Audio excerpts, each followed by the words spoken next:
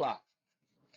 Bom, essa é uma tentativa, depois de 5 anos, ou mais, uns 10 anos aí, na espreita, né, de iniciar alguma coisa aqui.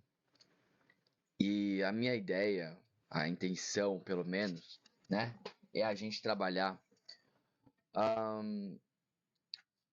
a filosofia, o meio ambiente, as questões gerais aí que estão em voga, no mais conglomerado antro do esquerdismo, trazer à luz, à baila, aquilo que nos traz esperança, né? De que é uma voz contrassensual. Uma voz que não vai no meio da maioria, né? Como aqueles de esquerda gostam de dizer, que não tem preocupação nenhuma com o planeta, não tem preocupação nenhuma com o meio ambiente, não tem preocupação nenhuma com a natureza, por um lado, né? E por outro, a gente vai ter todo um cenário catastrófico visto por parte da direita de algo que está sendo completamente repudiado por uma única parcela política que tem aniquilado qualquer esperança de um equilíbrio ecológico global.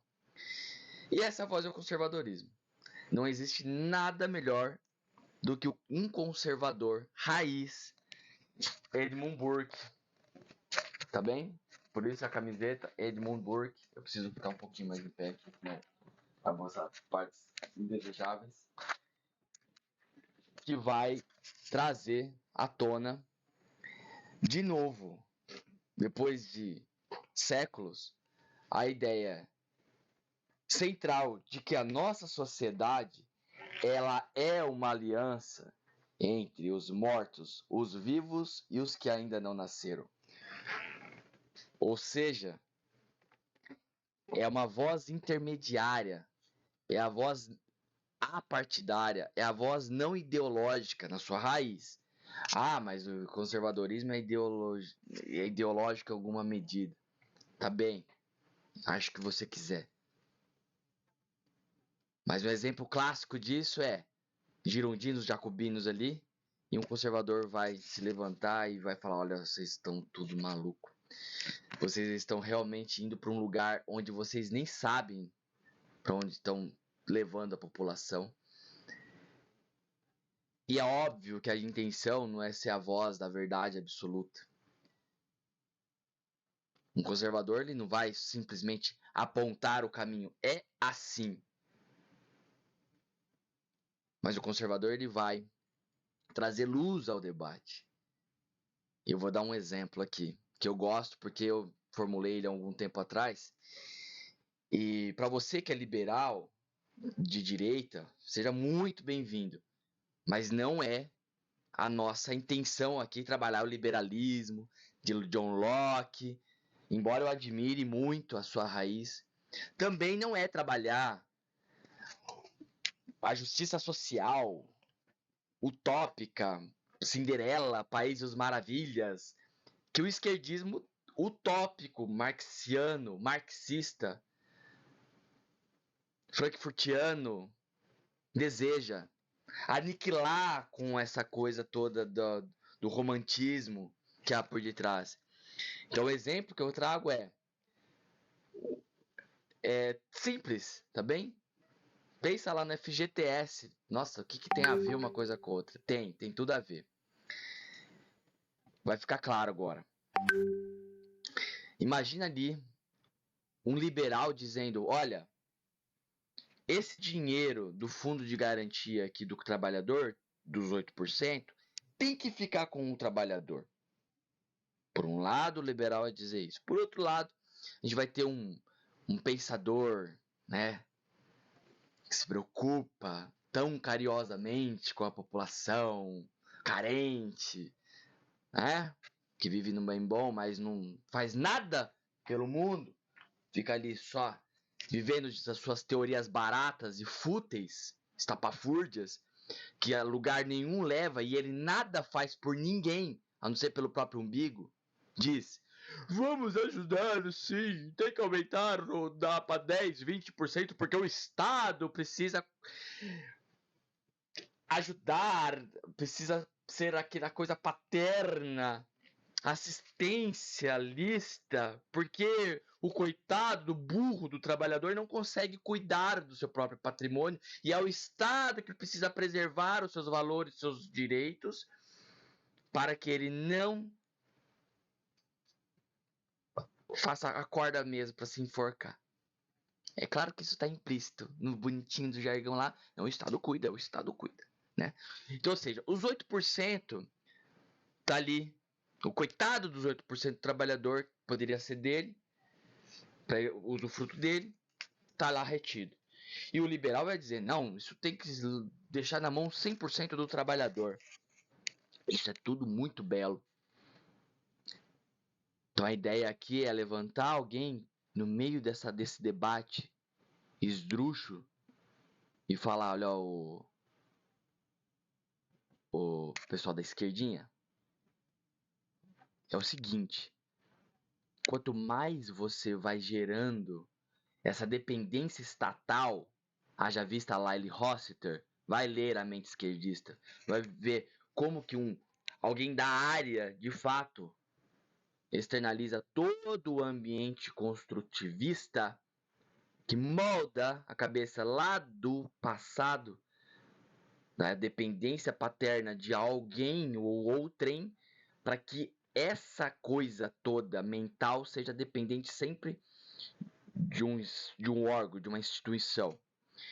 E vai entender como que isso se amolda num estado totalitário futuro, por conta desses elementos do totalitarismo que vai cercando a população de tal forma onde ela já não é mais dona de si mesma, nem dos seus valores, nem dos seus bens, nem dos consumíveis, de nada. Que é a gente está, se a gente for falar em termos marxianos, se encaminhando para o comunismo, não sem antes passar pelo socialismo. Quanto mais você tira direitos e mais dá esses direitos para o Estado cuidar, pior vai ficando. Então, essa coisa paternalista, essa coisa assistencialista, que deturpa, e já está mais do que comprovado, que a gente não vai chegar a lugar nenhum. Vera Magalhães, aquela, vou economizar o adjetivo, moça, jornalista, já concordou, né? Uma jornalista, ativista de esquerda, já concordou. Sabe que não vai levar a lugar nenhum. Esses dias na CBN ela estava falando. Sim, eu tenho estômago para escutar ainda. Por outro lado, senhor liberal, nós estamos falando de uma população que não tem a menor ideia do que seja educação financeira. A menor noção de como cuidar do seu próprio valor, não sabe o que é uma planilha de Excel, não sabe o que é papel de pão para anotar entradas e saídas e somar, e retirar, subtrair. Não sabe o que é o elemento básico do que é o cuidado financeiro. Haja vista Thiago Negro, aquela de esquerda lá também, a Natália Arcuri. Por que eles estão tão em voga? Porque eles estão tentando cuidar da massa que não tem a menor ideia de nem por onde começar. E vai dizer assim, um conservador no meio disso tudo, fala: para, cara. Como que você vai deixar todo o 8% do nada na frente do coitado do trabalhador que não tem a menor noção do que fazer com esses 8%? Ele vai gastar em cachaça, ele vai gastar em prostíbulo, em qualquer coisa que seja fútil, estapafúrdia, ociosidade, vai gerar mais ausência intelectiva, cognitiva de todos os fins e possíveis modos, de tal forma que nem o pouco que ele tem continuará. Essa é a voz do conservadorismo no meio desse caos. É falar, cara, vocês estão doidos. É preciso estruturar a coisa toda. É preciso pensar, repensar as coisas. Não é agora. Talvez em 1 ou 2 gerações a gente vai conseguir resolver esse problema. É baixar de 8 para 7, para 6, para 5, com educação financeira na base, escolas cívicas, reestruturação. Lenta e gradualmente é assim que deve se fazer uma sociedade progredir. Progresso. Ninguém está falando de antiprogresso. A mente deturpada de esquerda acha que um conservador, porque virou xingamento, né? O conservador é um idiota. Ele é um idiota. Ele não faz a menor ideia do que seja conservadorismo. Ele é simplesmente um escrachado mental, ausente, deturpado completamente de qualquer informação básica das raízes de um conservadorismo. Jamais, em nenhum momento, conservador, haja vista Edmund Burke, que admirava a Revolução Gloriosa, a Revolução Sem Sangue da Inglaterra. Já fica a dica de um livro maravilhoso para entender as causas da Revolução Inglesa, 1429 a 1642, de Lawrence Stone. É difícil de achar esse livro, tá bem? Mas fica a dica para você. Procure informações, conservador ou liberal. Então, o progressista quer pegar e é só a minha ideia, eu sou progressista, eu penso para frente, você é um retrógrado, você é um reacionário, você é um deturpado que só quer ficar atrasado no tempo, que volte a monarquia. Pelo amor de Deus, cara, da onde vocês tiram essas lorotas? Vão conversar com um pouquinho com quem tem cérebro para discutir com vocês. Em nenhum momento isso foi verdade. Agora sim, a Revolução Sangrenta, aquela maldita Revolução Francesa, que exterminou uma quantidade absurda de pessoas. Já vista os huguenotes, 80 mil na noite de São Bartolomeu. O que é isso? Do que a gente está falando? A gente está falando de pessoas malignas, deturpadas. Robespierre era um lixo de revolucionário. Agora, se você quiser palavras mais polidas, vai ler Edmund Burke. Reflexões sobre a Revolução na França. Melhor livro contrário àquilo que aconteceu naquele momento. Então ninguém está falando de ausência de progresso, ausência de passos em direção a. Ninguém está dizendo que as coisas têm que ficar estagnadas, status quo, como vocês tanto amam dizer. Se é que tem alguém ouvindo, na verdade não é meu interesse. Eu estou falando com conservadores. Meu interesse é falar com você, conservador. Para que a gente entenda onde nós estamos e o que a voz, como Roger Scruton sempre dizia, os conservadores são chatos, mas também estão certos. Se você, daí é uma frase também que a ninguém atribui-se a ela como dita de autoria real, cada um fala que é um autor. Então ficou aéreo. Se você não foi socialista com 20 anos, você não teve coração. Com 40, você não é conservador, você não tem cérebro mesmo. Porque falta sabedoria, falta maturidade. Qualquer pai de família, qualquer gente que decente, elas pensam antes de fazer as coisas. E não é estabanadamente. Vamos fazer, tá, vai ficar. Você tá falando de 200 milhões de pessoas. Você tem noção de como vai ficar? Você já foi pro futuro, deu uma puladinha ali daqui uns 20 anos para ver como que vai estar? Tá? Ah, olha, não, olha só. Então vamos fazer as coisas devagar? Quer mudar tudo de uma vez? Nunca testou? Não tem histórico? A gente tem histórico para dizer que o que é uma deturpação. Todo mundo entende errado, Marx. Todo mundo entende errado. Coitado do Marx. O cara nunca leu Capital e viu que Marx era assim. Tinha um flerte doce com o capitalismo. Idiotas. Idiotas. O problema aqui maior é precisamos de uma voz no meio disso tudo para colocar um basta nessas discussões irrisórias que a algum lugar leva, para que a gente comece a repensar o nosso estilo de vida, não da forma do abraçador de árvore que quer ali. Porque o pai quer o ar-condicionado do carro, porque o combustível fóssil. Fala pro pai de família que ele não pode levar o teu filho às 8 horas da manhã para a escola de carro, num sol lascado do Agreste, porque ele tem que se preocupar com o planeta. Ele tem que ir de ônibus, tem que levar o filho de bicicleta, porque ele tem 8 horas, ele tem que estar lá na reunião. Aí ele tem que deixar 7h30 o filho na escola. Me explica como que vai fazer isso na prática, no dia a dia. Conscientização ambiental. Poxa vida. Para não dizer outra coisa. Poxa vida. Você vai conscientizar esse pai do quê? Da onde você tira isso?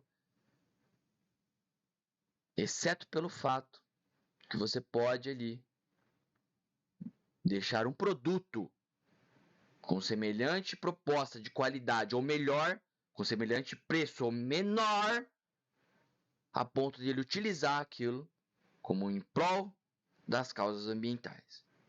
Aí ele vai utilizar. Feliz da vida e vai te agradecer por isso.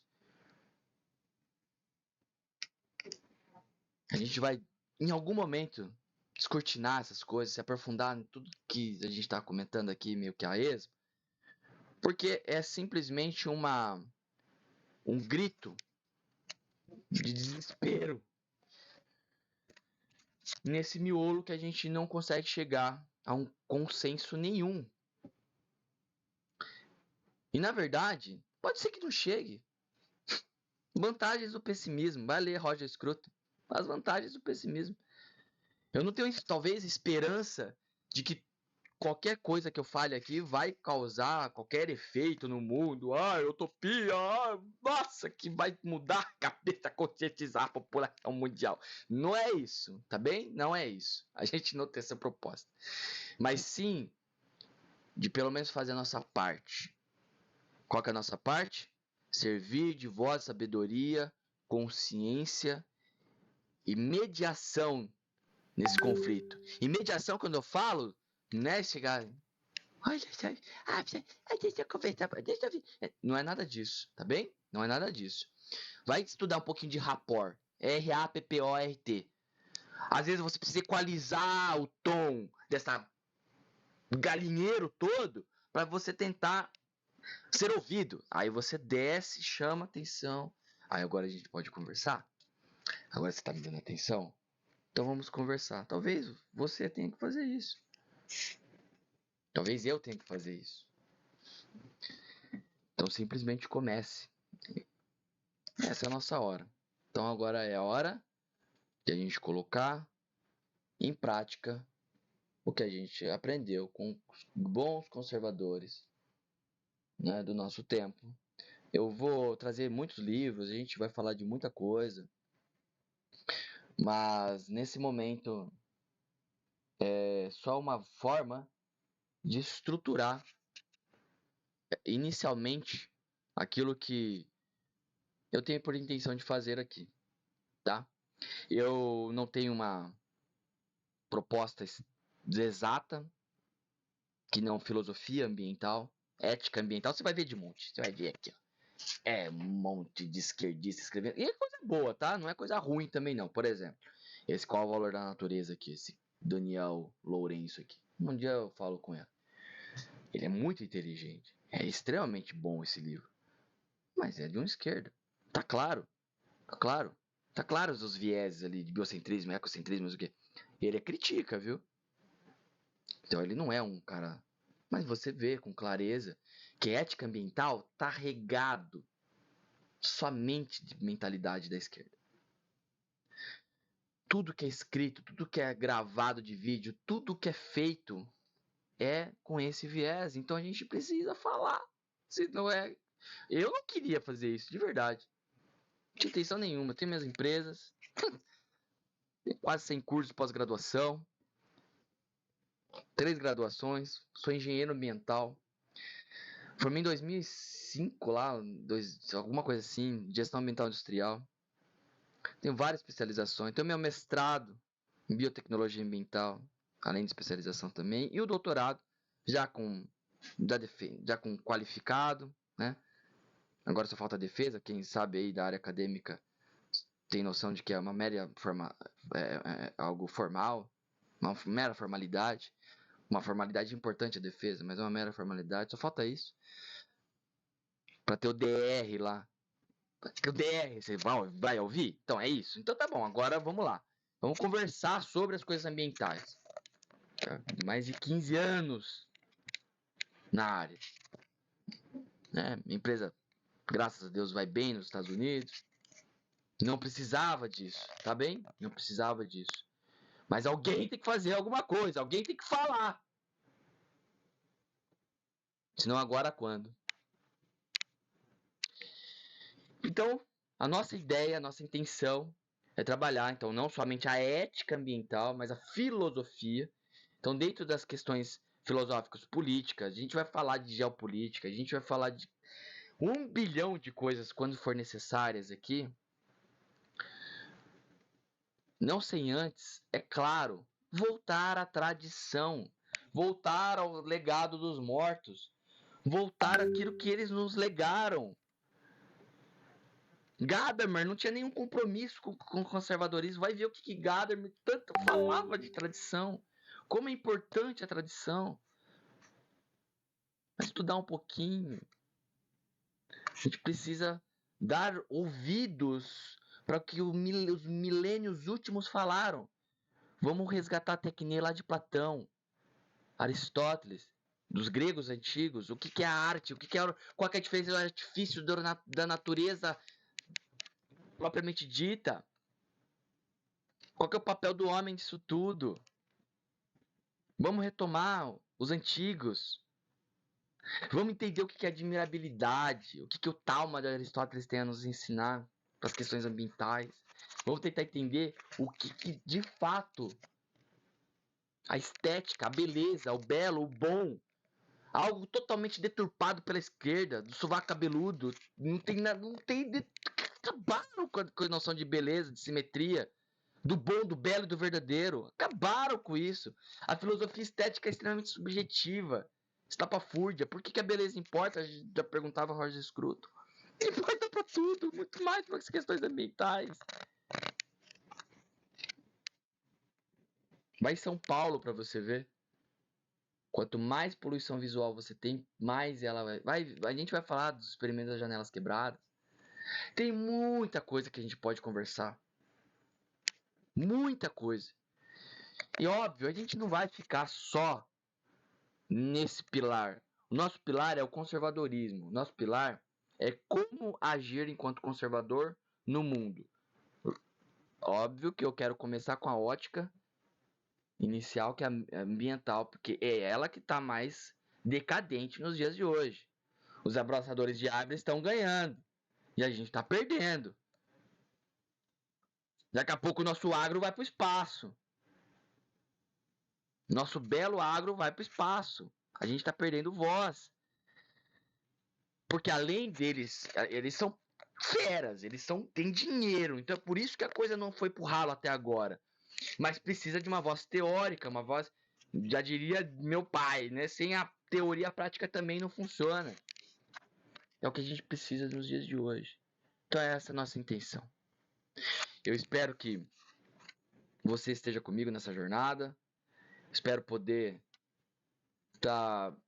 fazer qualquer tipo de coisa aqui que se torne diferente a ponto de influenciar uma meia dúzia de gato pingado de conservadores, principalmente. Tá bem? Bom, foi uma forma de desabafar algumas coisas aqui. Então espero que a gente possa se encontrar várias e várias e várias vezes e falar de vários e vários assuntos diferentes. Como engenheiro, falo com as exatas. Como alguém formado em filosofia, que eu acho que eu esqueci aí na hora do currículo. Sou formado em filosofia também, falo com as humanas. E o mestrado e doutorado em biotecnologia, eu falo com as biológicas, então eu sou bem eclético, espero poder contribuir. E amo política. Então, política e geopolítica vai ser sempre o nosso principal veia dorsal aqui, tá certo? Um grande abraço, nos vemos numa próxima oportunidade.